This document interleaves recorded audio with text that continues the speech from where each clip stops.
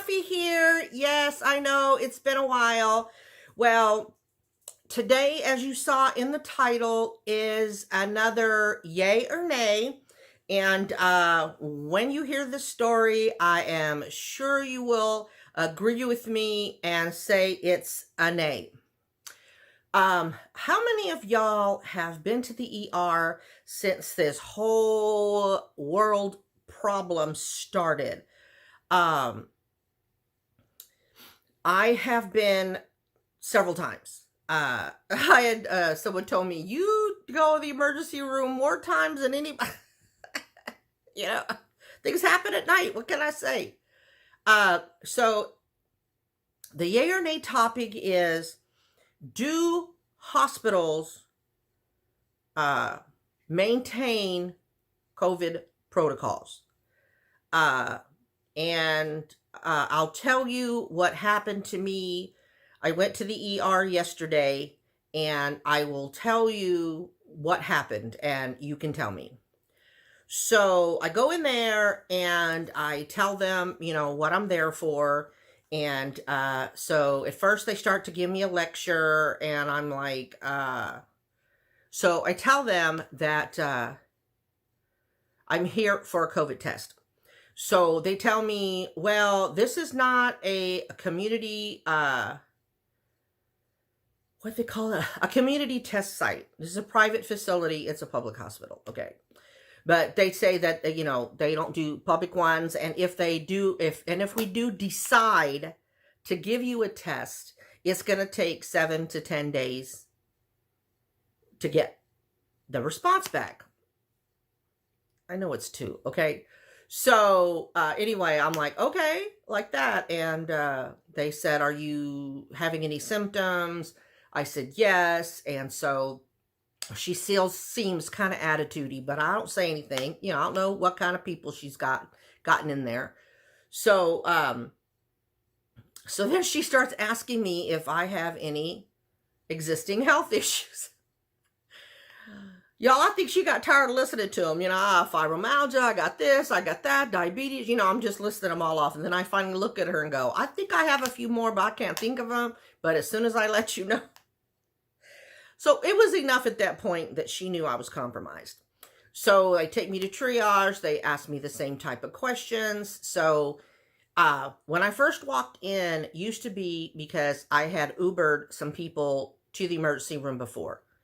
Did I to that? No, it was when the niece was sick, when she was still living with us, and I had to take her to the ER. There had COVID protocols in effect, and they wouldn't even let you in the front door. They didn't have that this time. They had no sequestered area for you to wait or anything like that. So she said, come right back here. So we go back to the emergency room, and they take me to the isolation area. Y'all, the isolation area is 2 emergency rooms, the little emergency rooms, and they're together, and they're divided by a curtain. So I walk in, and there's a man sitting in the reclining chair. So I sit in the chair, and I can hear 2 or 3 people on the other side. Yeah, that's isolation. So, so they go back through, we'll be with you in a minute. And so I'm looking at the guy, and, you start chit-chatting, but they have this large machine, and it's circulating the air. So I get that, but I don't hear any vents. You know what I mean? Suctioning up. They could have been. This is not the issue that I was talking about, but that was the first thing I thought about. So,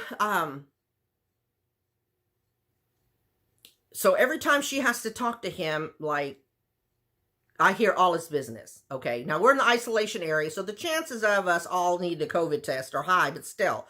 The other hospital that I normally go to, they have part of the waiting room sectioned off. You have to stop outside the emergency room door. And so you still get to go into the building, but before you go in, you ask why you're here. And if you're wanting to get a COVID test, they make you wait in a partitioned off part of the waiting room.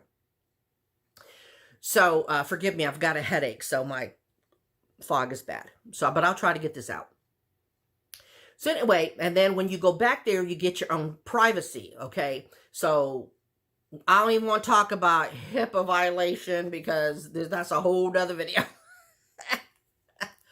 Anyway, I do this guy's business. So they go and do the COVID test on him. And I watch it. And I'm like, oh my God, they're fixing to do that to me. So while I'm waiting, and this is the issue that I'm really having this video about. Y'all, where she did mine, it still hurts. It's like throbbing. But I'm going to sissy all up.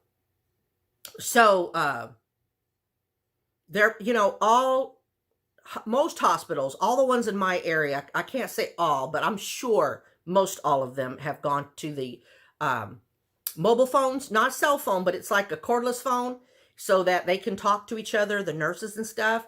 Well, since we're in isolation, registration doesn't want to come in there to register our infected asses, you know. So you have to talk to them on the phone.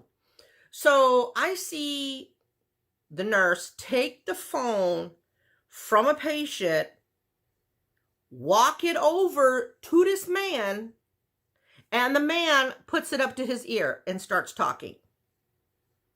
Okay. I have a friend that has really kind of helped me see stuff to watch for, the little things that you wouldn't think, you know, could cause problems. So that's what I automatically thought about. So he's on the phone and doing registration, and then he's like, they want to talk to you. I said, oh no, I'm not using that phone. I said, no, they don't, they have, I said, nothing personal, sir. I said, but they haven't sanitized it. I said, you're the second patient to have it, and they haven't sanitized it. Now I noticed every time it was time for the nurse to use the phone, they have a big tub of rubbing alcohol, and she would pump it, and then she'd wipe it and put it up to her ear to talk. So I was like, oh no, I'm not using the phone. So now I'm feeling like an ass, but you know, I always tell you, I'll be your own advocate. So a little while goes along, the nurse that's when she picked up the phone from him, and she took it and she sanitized it and put it in her pocket or something. Next thing I know, there's another phone in the room, and it's the other lady, because there's two, I know there's two back there and two on me and another person on my side. So she comes around the curtain, and she goes, no, there's just two people in here. And then she goes, oh, let me ask, hold on. So the patient goes, is there anybody else here that needs to talk to registration or that hasn't talked? I said, me, but I'm not taking that phone because that's not sanitized. And I said, nothing personal. No, she goes, no, I totally understand. So she hung up and put the thing on the counter. And I told that lady, I'm so sorry, but no, she goes, no, I don't blame you. She says, I didn't even think about it. So then here comes my turn to get the nose swab. That they hurt. I'm just glad they didn't do the side that's damaged, but I guess things are swollen in here because I leaned my head back and she put the swab in there and she goes, oh, I need a little further. And I'm thinking, you're touching my freaking brain already. Brain fluid's going to come trickling out my nose. So it hurt real bad, but I didn't cry. So she takes it out, and I want to mention the phone to her, but I waited until she got my nose so that, you know, here, causing problems. I don't think she'd do that. Anyway, I explained to her. I said, ma'am, I said, ma'am, I said, I need to talk to registration. I said, but they're not sanitizing the phone. I will be more than happy to talk to them if you'll tell the nurse to sanitize it before I get it. Oh, no, I understand. Okay, so another 10 minutes goes by, and the nurse comes, and she's wiping it, and she gets on the phone, but she doesn't touch her ear, and she says, hang on. So they hand me the phone. And so I do the registration and everything.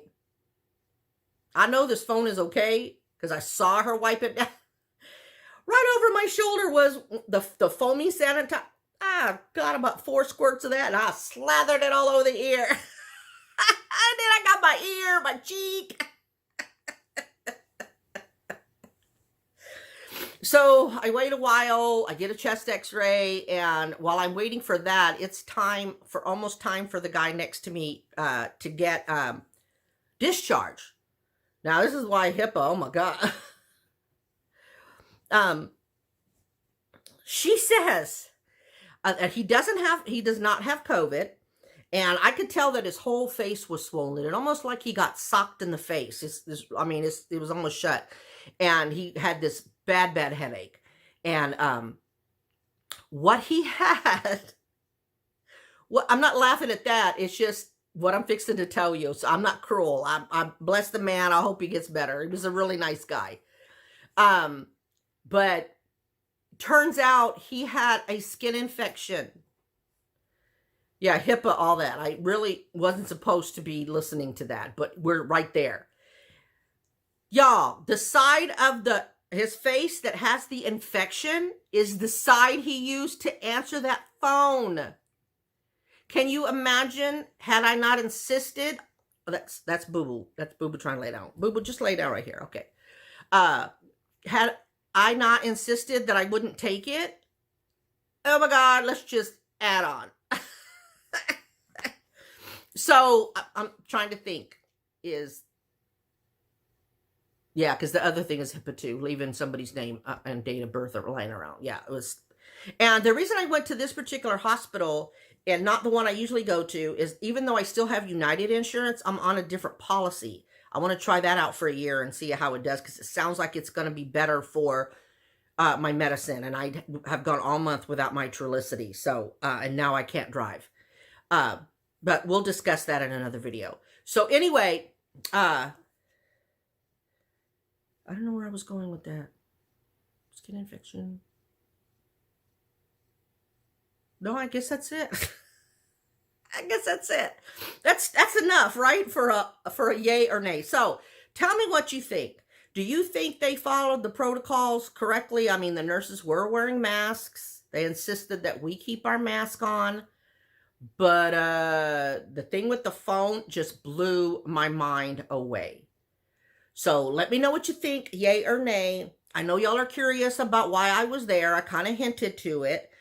So just keep the comments in this video about the yay or nay. And as soon as this video is edited and online for y'all to watch, I will film why I was there. Okay, I'll give you as much information as I can. Okay, so for now, God bless y'all. Positive vibes out to each and every one of you.